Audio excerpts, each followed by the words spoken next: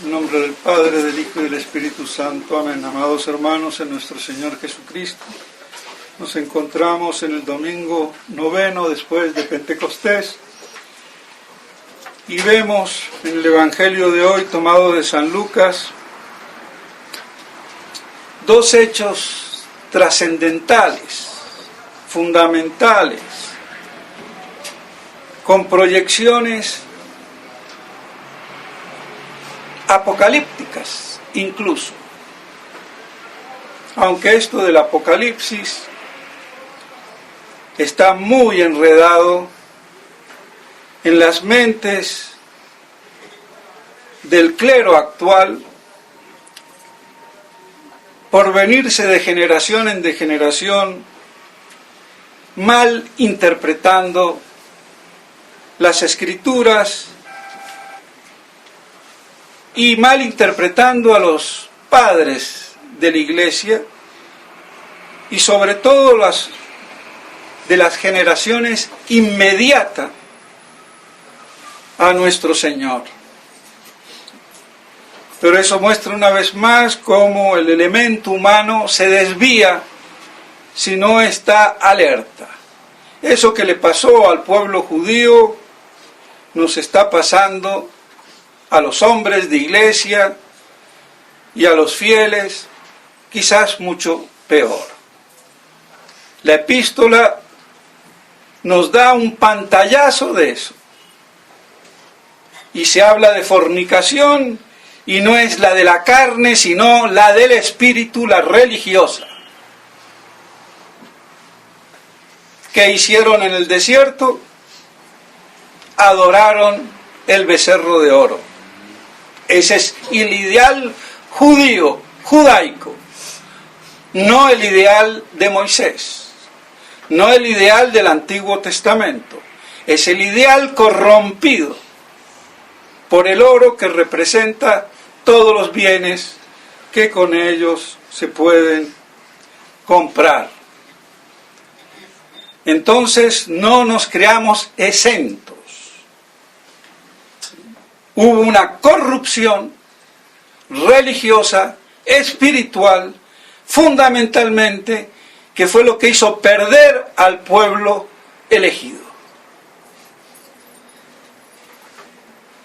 Y eso mismo, en otros términos, está ocurriendo en nuestros tiempos y en la Iglesia. Y la prueba está que nuestro Señor lloró, no como una mujer que lloran fácilmente, más sentimentales, más sensibles, pero es terrible cuando un hombre llora, salvo que sea gay, ¿no? Esos llorarán y chillan como lo que son. Pero bueno, cuando un hombre serio llora, derrame así una sola lágrima, hay algo muy profundo que acontece. Por la misma fortaleza del hombre, la misma virilidad. Aunque no quiere decir que haya mujeres más viriles que muchos hombres. Santa Teresa era una de esas. Isabel la Católica, santa para mí, aunque no canonizada, pero sus milagritos hizo. Y vaya si no hizo milagros. Porque lo que hizo de hacer de España un reino católico, eso es un milagro flagrante. Y además otro que no lo voy a contar, pero bueno, simplemente el que se iba a casar con ella, un judío converso, y el imbécil de su hermano, que la tenía ya entregada a este criminal, ella hizo oración y ayuno durante 3 días en el castillo de la Mota. Y dijo: Señor, o que se muera él o que me muera yo, pero no dejes que yo caiga en las garras de este judío. No sé si dijo judío o lo que sea. A los 3 días, llegando este tipo a mitad de camino y con más de 500 hombres a caballo, cae enfermo y de ahí murió. Más milagros, ese basta. y el otro que les dije. Pues bien, de todos modos, vemos que si un hombre llora, y más si ese hombre es Dios, la persona divina, hay algo trascendental. ¿Cómo va a llorar nuestro Señor al ver Jerusalén? ¿Por qué llora al verla? Porque no conoció el tiempo. El Kairos, como por ahí algún filigrés medio avisado, le gusta hablar mucho del Kairos, y está en la otra línea, no voy a decir el nombre, pero bueno, el Kairos, el tiempo. No conoció el tiempo de su paz, la paz que traía Cristo, el Mesías. El pueblo elegido para traer a través de la genealogía real de David, proporcionar a través de la Santísima Virgen María la carne, la materia, la naturaleza humana, que ese verbo iba a asumir. Y eso es la encarnación. Entonces llora, porque ve proféticamente en el futuro lo que iba a acontecer con Jerusalén, la destrucción, y lo dicen, tus enemigos te circunvalarán. Y así fue como Tito, y yo creo que por ahí una vez dije Tito Livio, que es otra cosa, y me confundí, Tito Vespasiano, hijo de Vespasiano. Entonces, circunvalaron a Jerusalén, la hicieron morir de hambre y sed, a tal punto que Flavio Josefo, un judío con nombre de romano, porque se hizo adoptar por la familia Flavia, escribió los horrores, al punto que una madre encontrada en un estado deplorable, los soldados romanos, oliendo a carne asada, cuando vinieron a ver, esa mujer se estaba comiendo a su hijo nacido, no sé si recién o de 2 meses o de 1 año. Eso los horrorizó a los romanos, paganos y salvajes y duros como eran. Que una mujer hebrea se comiera el hijo de sus entrañas. Eso nada más demuestra el estado de hambruna, de desesperación que la llevó a esta pobre mujer infeliz. Pero vean, lo tremendo. Entonces, literalmente, nuestro Señor veía lo que iba a acontecer en un futuro próximo. En el año 70 ocurrió eso, aproximadamente. Y Él estaría hablando en el año 30, 40 años. Y por eso lloró, al ver la perfidia, que es traición, infidelidad, deslealtad, y que es el quebrantamiento de la fe de vida. Por eso se habla de la perfidia judaica, y ahora hablamos de la perfidia católica. Porque lo que vemos hoy es una perfidia, pero no me voy a anticipar. Por no haber reconocido los tiempos, no haber reconocido al Salvador, al Mesías, al ungido de Dios. Y viendo nuestro Señor en ese futuro relativamente próximo, vio el futuro final, Por eso es apocalíptico, guste o no guste. Y ojo con inventarse cosas, imaginaciones, para comprender la política desastrosa y quererle aplicar los elementos apocalípticos, porque no nos va a dar la cabeza. Así no es la exégesis. Primero hay que prepararse. Hay que leer a Lacunza, hay que leer al padre Castellani, hay que leer al padre Alcañiz, hay que leer al padre Van Ristel, hay que leer al padre Eusebio de Pesquera, hay que leer a don Monrondo, hay que leer lo de Rovira y muchas otras cosas más. Y sobre todo a San Irineo, comentado por el padre Antonio Orbe, la máxima autoridad en su momento sobre la exégesis primitiva y de San Ireneo, reconocida mundialmente. Así que no estoy hablando con un pelagato, de un pelagato, aunque fue modernista, porque bueno, aunque su hermano fue tradicionalista a medias, porque yo lo conocí y lo iba a visitar allá en el norte de España, cuando vivía en España. Pero bueno, entonces tenemos así, mis estimados hermanos, y ya se me fue lo que iba a decir, espero que no sea el Alzheimer, porque ahí sí que con ese alemancito nos fregamos.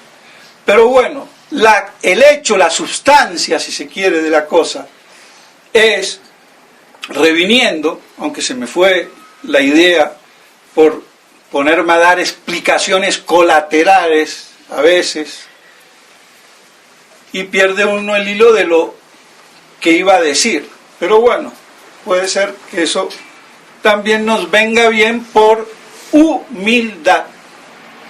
Todo viene bien si se tiene humildad. Entonces lo importante es que nuestro Señor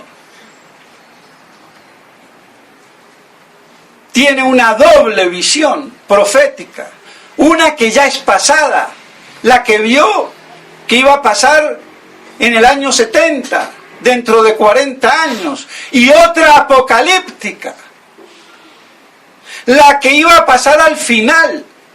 Y por eso cuando digo lo del Apocalipsis, y que empecé a citar a todos estos, hay que estudiar, y no ponerse a inventar, ni a estudiar racionalistamente como algunos padres también, con buena voluntad, y hasta por ahí se les ilumina un poquito el cerebro y se creen más inteligentes que el padre Castellani. Para criticar a un grande hay que estar a la altura, si es que se llega. Pero uno muchas veces lo puede criticar, como yo he hecho, pero no porque esté a la altura, porque descubro una falla y la digo como un niño tonto que se quiere hacer ver, papi, papi, se te cayó la babita, y el otro que quedó. Bueno. Pero sigue el papá y sigue el niño, ¿no?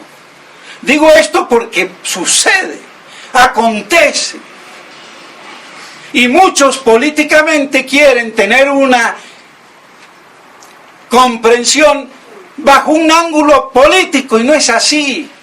Es la política la que hay que mirar bajo el prisma de la fe, de la doctrina y de la teología.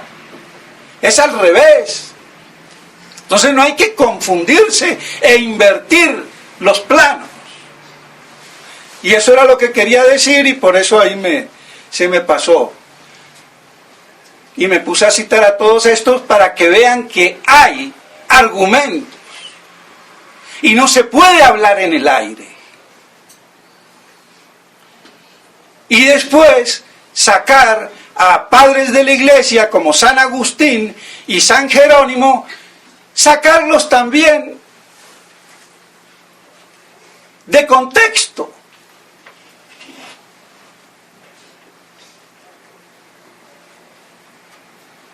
Porque yo puedo estar luchando contra un error y después, yo de imbécil, todo lo que huela a milenio ya es error. Como yo puedo estar luchando contra el sedevacantismo imbécil y después, 10 años, viene otro y dice, bueno, el padre Basilio estaba contra el sedevacantismo. No, con el inteligente y teológico, no. Con el de los brutos. Yanquis, franceses y alemanes. Porque me los cargo a todos. E italianos, si quieren, pónganle. Que esto es como el mundial, hay para todo. Pero que salgan con la cara alta y con teología, con catadura teológica. Porque eso es lo que falta en el clero, catadura teológica. Y por eso se han dedicado a hablar afeminadamente, como niñitas imbéciles virgen de 15 años, si es que hoy existen, porque ya eso es otra cosa, pero bueno. Entonces, como vírgenes bobas. Y los fieles al curita que habla durito y fuerte como debe de ser, como San Juan Bautista, en el desierto, curtido, y no como señorita de tocador. Porque hasta ahí hemos llegado. Entonces hay que ser santo hablando como afeminado. ¿Y de dónde viene ese afeminamiento? Porque no hay catadura teológica.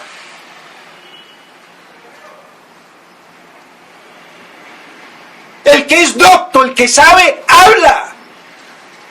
Y habla sí, sí, no, no, que es el lenguaje que imponen las escrituras, por lo menos al orador sacro, como lo es todo sacerdote. Pero estos ni se han enterado.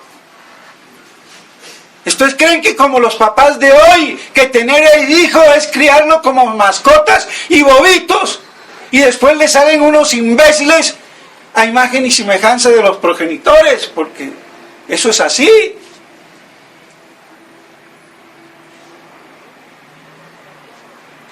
Entonces, esa visión doble de nuestro Señor, profética, y la segunda apocalíptica, porque viendo en el tipo de lo que iba a suceder en el futuro próximo del año 70, con Tito, y antes con Vespasiano, que tuvo que irse a Roma porque lo nombraron emperador, y por eso quedó Tito ahí. Bueno, entonces, ve lo que va a acontecer al fin de los tiempos con Jerusalén, con la iglesia.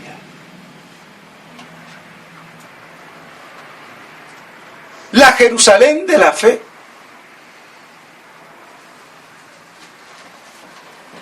Entonces por eso es apocalíptico.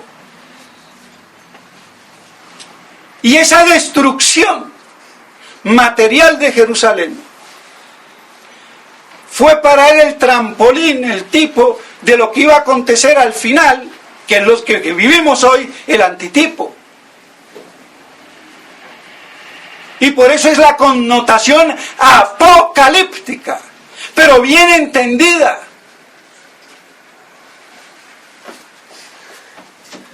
Pero el que no entiende o comprende o capta los tiempos, el kairos, se va a perder. Y eso es lo que le pasa a toda la línea intelectual, de la cual hay mucho por todas partes, pero más en la Argentina.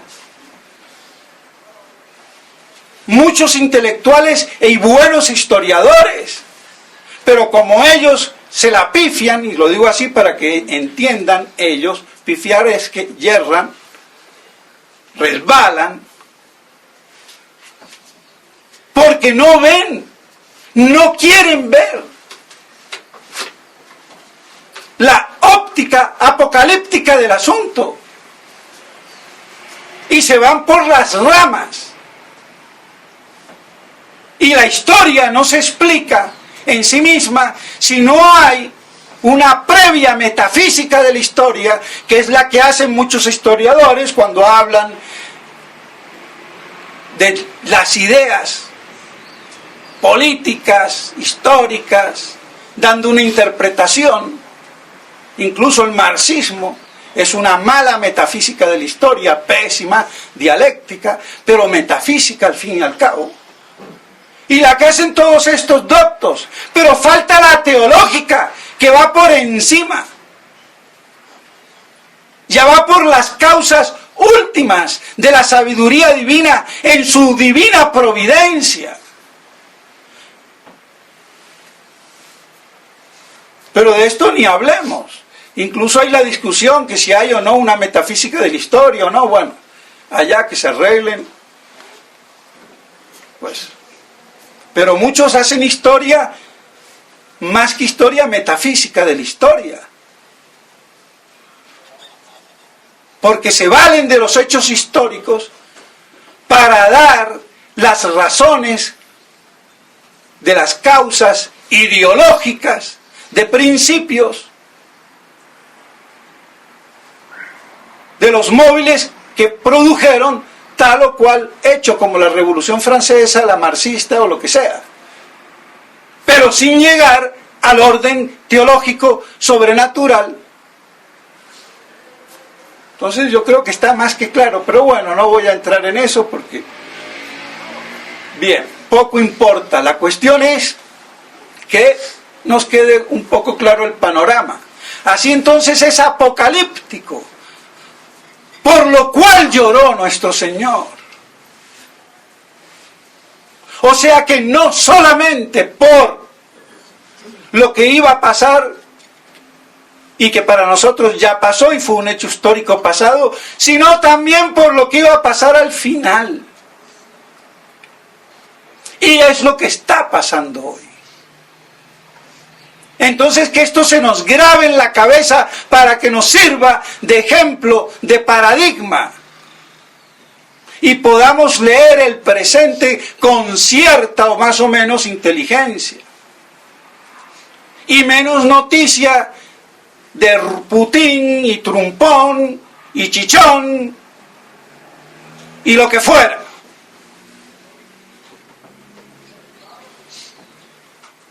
Porque la providencia divina, la teología de la historia, lo veamos o no, abarca y comprende todo, aunque el hombre sigue libremente.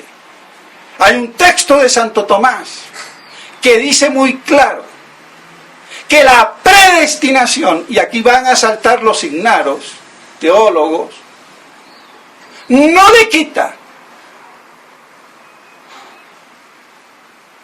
ni la libertad ni lo que hay de contingente o libre en los hechos humanos y de cada hombre.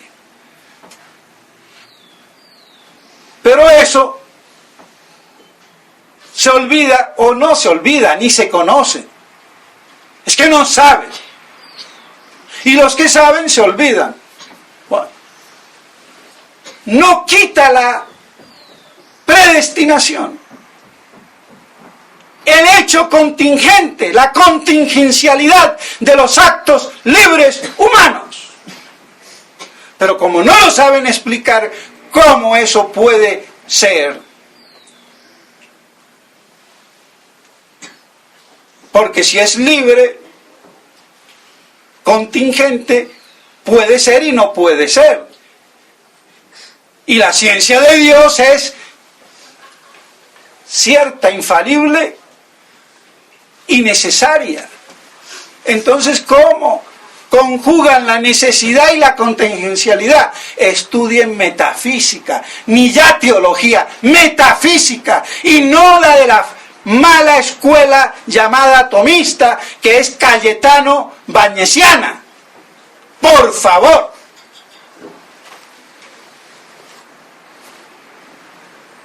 Pero bueno, dejemos eso de lado. Entonces queda claro esa proyección apocalíptico y milenarista, porque el Apocalipsis me abre un tiempo distinto por intervención divina para el reino de Cristo en esta tierra que pedimos cada día ignaramente en el Padre Nuestro. Nada más para decirlo así de suavecito.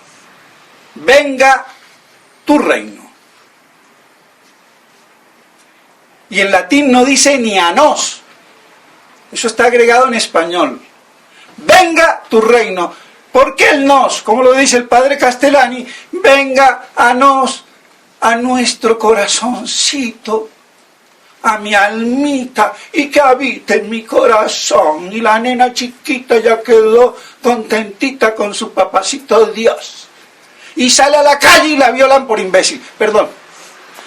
No, es que es ridículo. Ridículo, como dice algún monseñor. Entonces, vemos la trascendencia de ese llanto y de esa doble profecía. ¿Y qué hace nuestro Señor? Porque el Evangelio está como partido en dos. Llora y sale a fuetazos. ¿Pero qué te pasa, che? Pareces leche hervida. Del llanto a la furia. ¡Ay, papá Dios, ira!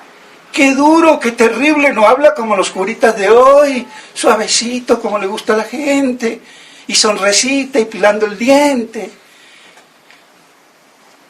¡A fuete limpio! ¿Pero qué pasa? Pasa de un extremo a otro, es salvaje nuestro Señor. Es que es la trascendentalidad de las cosas. Por eso si yo grito, si me exalto y me pongo iracundo, no es simplemente por una pasión descontrolada, que lo puede haber, y la hay, pero en el fondo hay un contexto doctrinal que embate contra errores milenarios. ¿Y cómo no se va uno a indignar para decapitar a la basofia de imbéciles que vienen pregonando en la iglesia desde hace 2000 años, como por ejemplo un Orígenes? O un Kempis, por decir algo.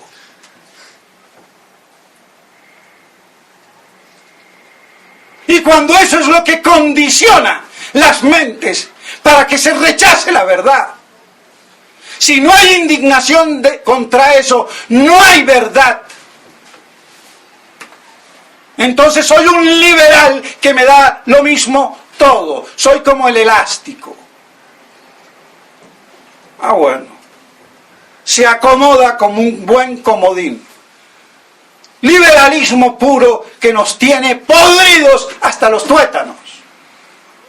Entonces, a fuete limpio. Ratas. Mercaderes. Los vendedores del templo. ¿Y cómo pasa nuestro Señor? Dulce, pero no de cachete colorado como lo pintan mariconamente por ahí. Y a los santos. Y a veces entre más santo, más mariconcito lo hacen, más rosadito.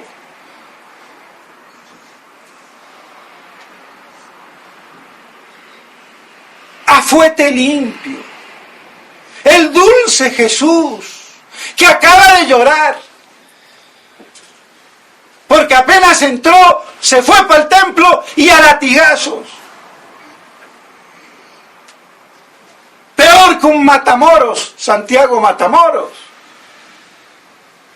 Porque aquí, valiéndonos de las simbologías y analogías, sería matajudíos. O mejor dicho, mercaderes, mercenarios, que utilizaban la religión, porque no eran quizás los sacerdotes, pero ellos permitían la usufructuación en el templo, el comercio en el templo. Ya no era la casa de Dios. Si eso pasó con la sinagoga verdadera, y buena. ¿Cómo no va a pasar con la iglesia? La sinagoga verdadera y buena del Nuevo Testamento. Por eso es importante ver esto. Porque esa es la actitud de nuestro Señor. Que por mucho que llore, vean cómo reacciona. Y el ejemplo que nos está dando, no tanto por lo que pasó con Jerusalén en el año 70, sino lo que va a pasar con la iglesia en el año 2000. Y que ya lo vamos entrando. Lo que pasa es que puede haber 20 años para arriba, 20 para abajo, 50 para arriba, 50 para abajo. Eso, ya Dios es el que conoce la precisión suiza del tiempo. Entonces, ¿qué va a hacer nuestro Señor con estos mercaderes judaizados que profanan el templo a latigazos? Y como ahora hay que estar en la técnica, pobre Jesús, no había técnica, hay misiles, por eso yo, haciéndome el Jesusazo, me voy en misil, para que revienten de una buena vez. Pero claro, Dios es el que dispone, es simplemente una actitud y una comparación, nada más. Aunque ganas no me faltan. Porque hay que tener ganas. Si se comprende lo dramático, apocalíptico de la situación, que esto no se arregla con baños tibios, ni con aspirinas, ni con limonadas, ni con nada. Lo arregla nuestro Señor. Cuando Él venga y destruya el cerebro de todo esto que es Satanás con sus supósitos.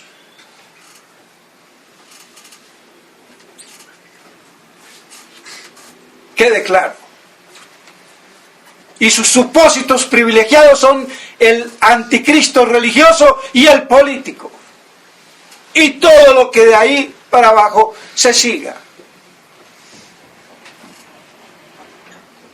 Y empalmando con esto, que ya aquí podría terminar, porque nos queda archiclaro, que le sirva el ejemplo a la fraternidad. Que no crean que eligiendo nuevo, porque elijan o no elijan, hagan lo que hagan, se van a arreglar las cosas. No se van a arreglar. Y con estos menos, porque han apostatado de lo que ellos mismos escribieron, como se lo dije el domingo pasado. Que sea para nosotros vuestra excomunión extendida, no solamente a los 2 obispos consagrantes y a los 4 consagrados, sino a todos nosotros como fraternité de la égalité, de la solidarité, en la excomunité, para que sea signo ante los fieles de ortodoxia. Entonces ya no tienen el signo ante los fieles de su ortodoxia.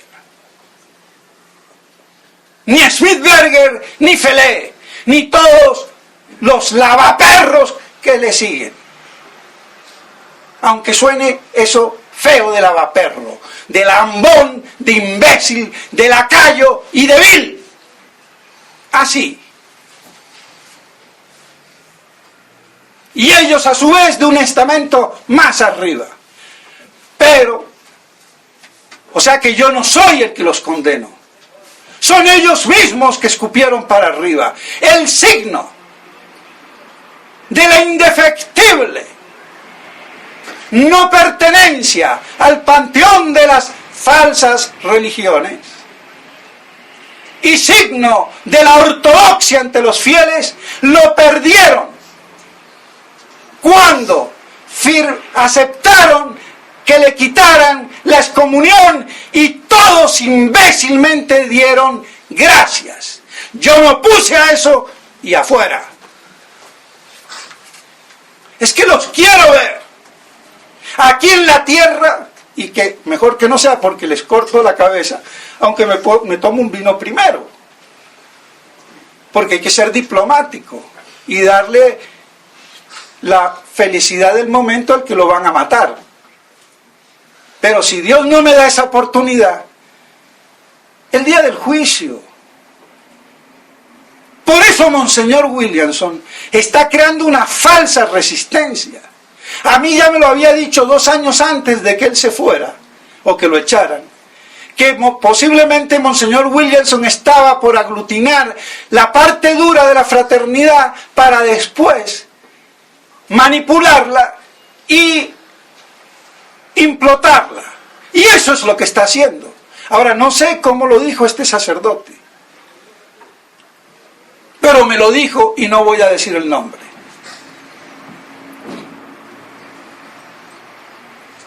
Además está en problemas. Fuera de la fraternidad y problemas. Tampoco conviene decirlo, pero poco importa. Pero yo doy testimonio que me lo dijo. Y yo digo, ¿cómo sabe este? Ni yo. Bueno. Algo se veía en Europa en ese entonces. Dio gracias y no se retractó. Se tiene que retractar y decir de nuevo: este es el signo ante los fieles de mi ortodoxia, non possumus. Pero es que a Monseñor Williamson le falta pantalones. Él no es un león, por eso tiene un gato ahí como los ingleses, un tigre, pero no es león. ¿Qué vamos a hacer? Parece un león. ¿Qué vamos a hacer? En el lenguaje de los símbolos. Claro está. Entonces, mis estimados hermanos, son todos culpables. Y los que los siguen. Y ahora, para colmo, modifican. Claro que lo pueden hacer porque el derecho canónico da para todo. Da para todo que los imbéciles actuales de una fraternité o de otra pueden cambiar todo si se les da la gana en el capítulo. Así de democrática es la Iglesia, jurídicamente y canónicamente hablando.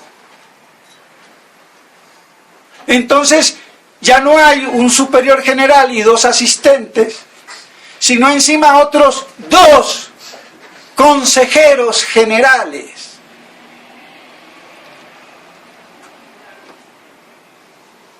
¿Y quiénes son? ¡Oh, sorpresa! Caperucita Roja, caete del catre.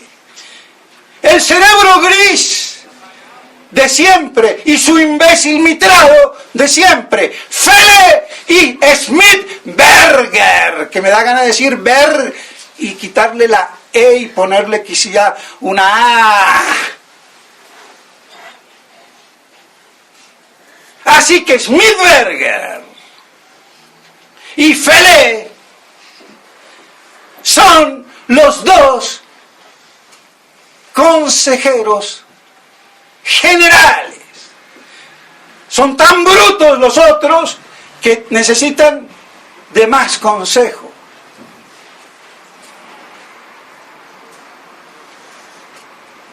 Pero esto está programado, aunque esté legalmente. A mí ya se me hace claro. Lo quitamos a Fele porque ya 24 años está bien. Una mujer se pone fea después de 24 años teniendo el marido, ¿no? Entonces, cambiemos como los musulmanes, renovaremos el parqué, cambiamos de coche. No hay hito más técnico. Pero o que vaya en la misma dirección, y le ponemos a Smithberger, nada más ni nada menos, y a Felé. Está claro a dónde va esto. ¿Y para dónde va esto? Será por eso que quizás Monseñor de Galarreta, que personalmente lo estimo, yo si lo veo le puedo dar un abrazo y tomarnos un tinto. Además, le mandé saludos, me mandó medio saludos a través de Esquiol, se va a encantar porque oye los sermones, porque allá no tienen, los gringos no saben ni hablar. La hija la atendió cuando fueron allá a las confirmaciones. Y me dijo que habló de mí como con cierto aprecio. Yo también lo aprecio personalmente. Es que el problema no es personal, no es como me dijo un día el padre Trejo, imbécil. Yo no entiendo, padre, usted, cómo puede hablar M y no de Miriam, ni de miércoles, ni de martes, ni de mar, y después decir que lo aprecio. Es que son dos cosas distintas. La persona y el pecado.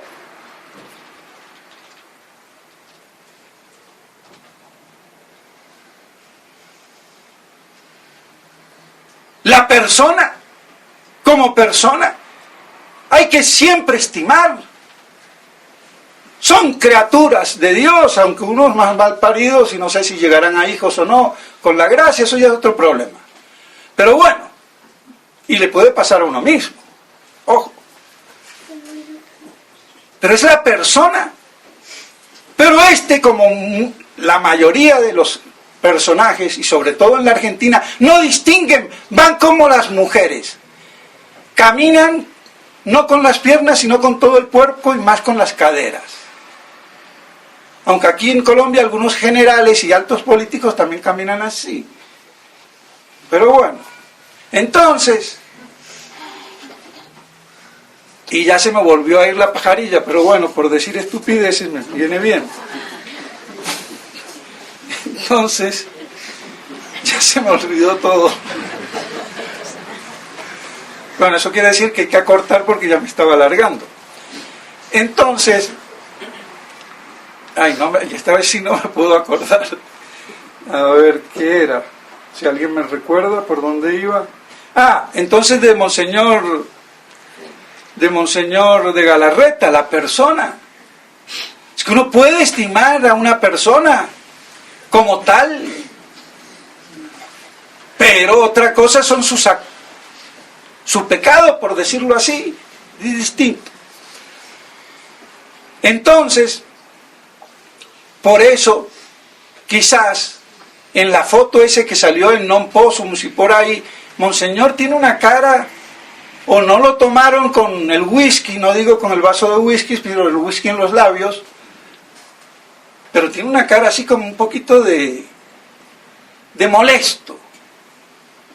¿Quién sabe? Bueno, pero claro, porque si él es primer asistente del superior general y ahora le ponen a Smithberger y a Felé para que les dé consejos, quiero decir que a él con Buchacur, bueno, Buchacur es más bruto que una cabra, que se las da como francesita, porque es rubia, se cree la más bonita, pero después que lo demuestre.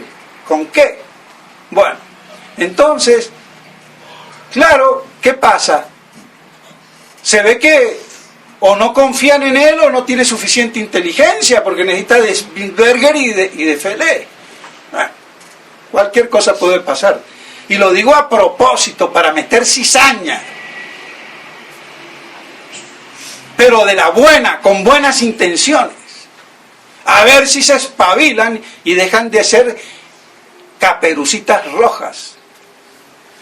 De la cual Monseñor Williamson es una caperucita roja, pero se las da de tigre bengala. Pues bien, entonces, mis estimados hermanos, lo que le va a pasar a la fraternidad, a la jerarquía apóstata de la nueva iglesia, esos fuetazos de nuestro Señor. Y esos fuetazos van a ser toda la hecatombe apocalíptica. En primer lugar, religiosa.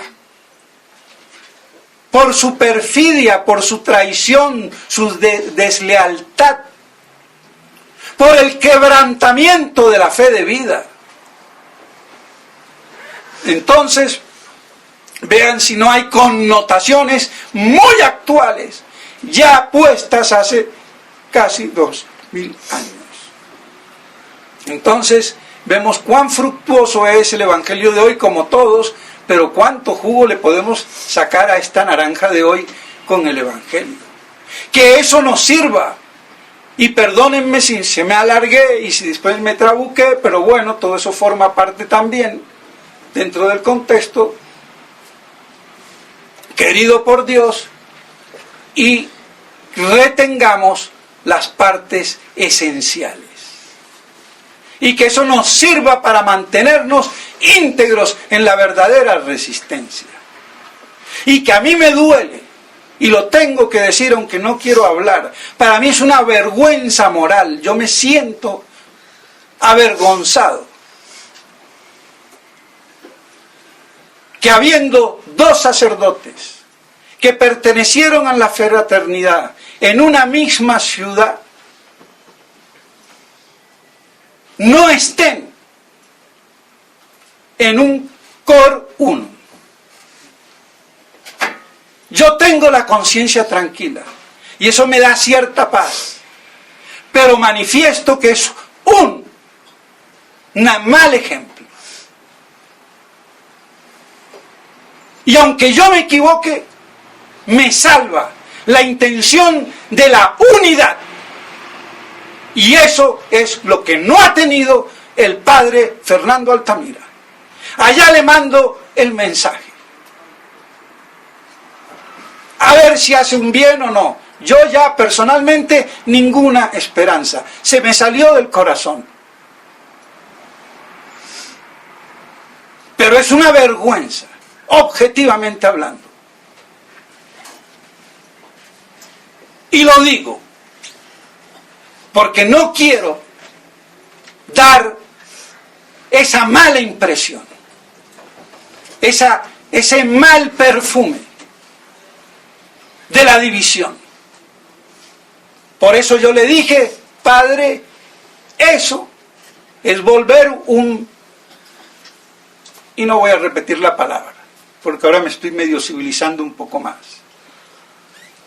Y es lo que pasa. Así que Pío es más importante que yo, dicho a lo novia celosa. Es mucho más importante Pío que yo.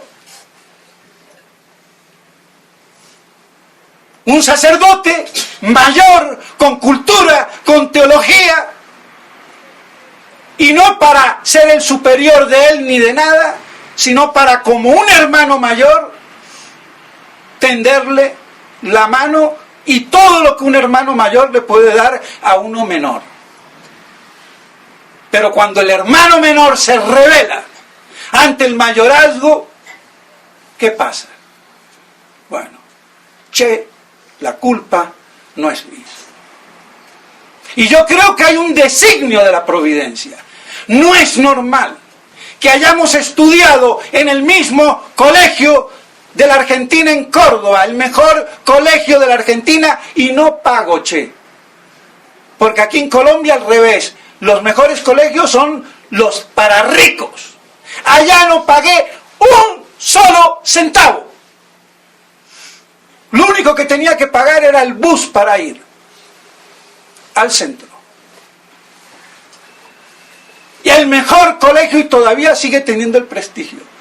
No solamente en el mismo colegio, luego en la misma ciudad, sino en el mismo barrio. En el sector del Cerro de las Rosas.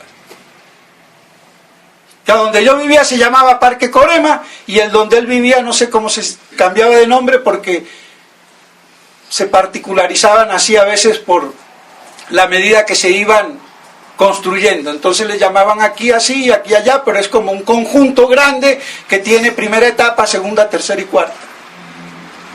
No solamente eso, sino donde yo fui el primer prior de Córdoba, él después fue prior de Córdoba. Donde yo estuve en Mendoza, él estuvo en Mendoza. Donde yo estuve en Bogotá, él viene a Bogotá. Donde yo hice la capilla, él hasta incluso hizo lo que no hizo el padre Viloni, lo digo, si me oye, que le duela, pero ¿qué vamos a hacer? Pero lo hizo el padre Fernando Altamira, digamos, fortaleciendo las columnas de la capilla. Me salgo o me echan, él se sale y se echa por razones distintas, engañado con lo de Williamson, pero después rebobina y se separa de Williamson. Entonces, ¿qué está claro? Que Dios nos ha juntado y ahora el diablo nos ha dividido. ¿Qué vamos a hacer? Lo digo esto con dolor, pero también hay que decir las cosas como son, tanto para el Padre y para los fieles y todos los fieles, porque yo nunca quise hacer capillismos, mi fiel es mi capilla, no, y menos en esta crisis, en lo que queda del pequeño rebaño disperso por el mundo. Y si estamos en una misma ciudad, pues bueno, entonces no hay por qué estar con capillismos y ese clericalismo estúpido, que no solamente lo tiene el padre Altamira, lo tienen muchos otros, pero que si los llego a nombrar, pues, mejor dicho, dejémoslos así. Entonces, que esto sirva, como decía el Martín Fierro, yo no hablo mal de nadie, pues a ninguno incomodo, y si hablo de este modo por encontrarlo oportuno, no es para mal de ninguno, sino para bien de todos. En nombre del Padre, del Hijo y del Espíritu Santo. Amén.